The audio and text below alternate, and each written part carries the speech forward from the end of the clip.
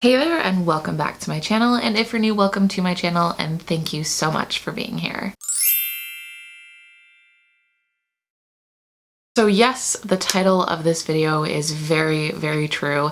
It's something I've been wanting to talk about for a while because like everyone and their mom uses dry shampoo these days. I was definitely somebody who used it quite a bit, and I figure I should share my story with you guys just in case maybe you're experiencing something like this. Might provide some answers for you, so let's just get right to the story. So like many other people, I like to do the whole not washing my hair for 4 or 5 days, putting dry shampoo, kind of helping the greasiness get away. I mean, everyone does it these days. Dry shampoo has been a great alternative to overwashing your hair, and a lot of us realize that overwashing your hair strips the hairs of like natural oils, actually can do more harm to your hair than good. So I had gone on this quest. I decided, hey, you know what? It's a pain in the butt to constantly be washing my hair anyway, so I'm just gonna use dry shampoo. And I mean, excessively using it. Sometimes I would go 6 days without washing my hair. Every single day I would be spraying some dry shampoo, you know, getting rid of that greasy look, and my hair looked amazing. I can't say that it did not look amazing. So little things started happening where I was noticing more hair fallout, specifically when I would go shower. And it's obviously normal when you shower to get hair fallout. Like you'll kind of rinse and grab your hair and you'll notice some hair in your hand, and that's entirely normal. But there is a point where you get a few strands to getting a clump of hair that you realize that maybe there's a problem. I didn't even begin to associate this with dry shampoo. I figured maybe I was stressed, thought maybe I need to kick up washing my hair a little bit more. I didn't know what was the cause, but I honestly in a million years never would have thought dry shampoo was the culprit. So I kind of ignored this. I really just chalked it up to being normal, or if it was excessive, it would go away on its own. Maybe I was just stressed, maybe it was the time of the month, whatever.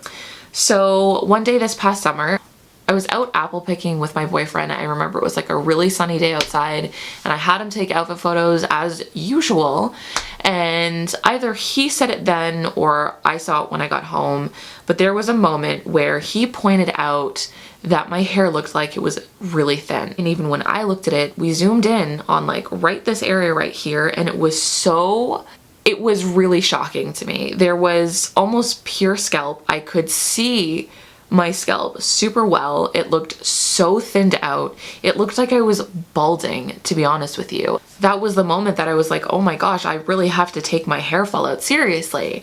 I started to panic, and that's when my boyfriend was like, listen, I know I've never used dry shampoo and I constantly tell you I'm never going to use it, but the reason is I read up somewhere that dry shampoo can actually cause hair fallout. And I'm just sitting there like, why wouldn't you tell this to me? Why wouldn't you have said something to me when you refused to use it every single time I offered this to you?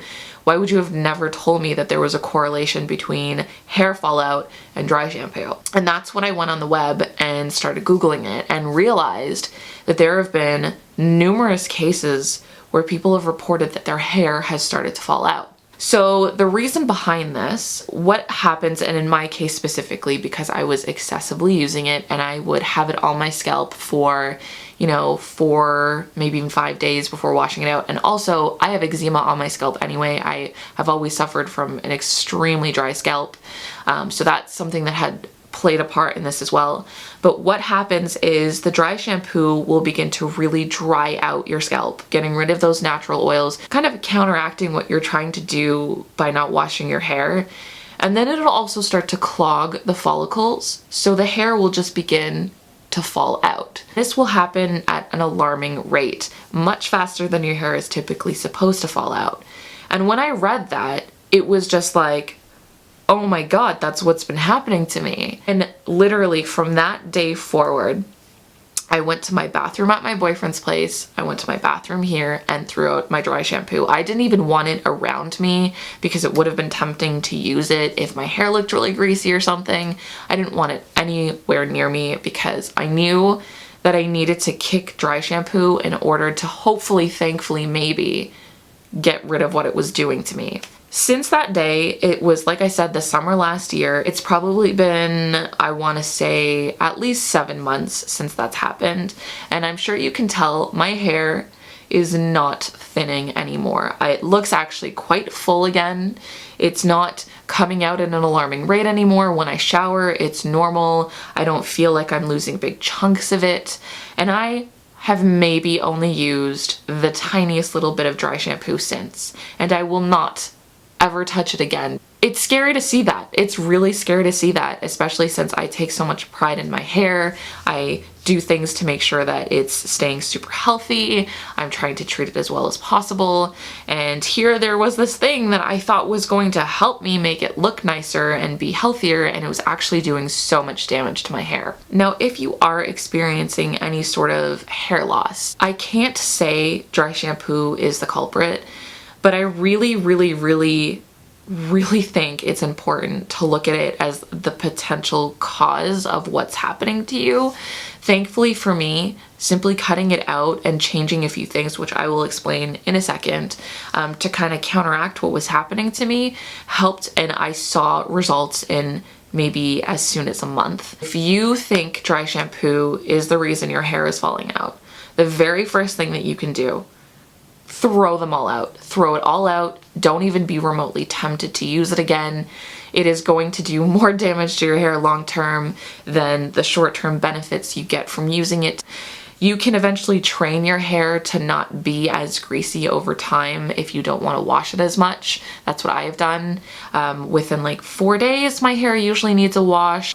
One thing I read was that if you are experiencing this, make sure to use things like Head and Shoulders, Selsun Blue. I love Selsun Blue, especially if you have dandruff or dry scalp, like extreme dry scalp like I can have. It works wonders. It's a miracle shampoo and has helped me so much.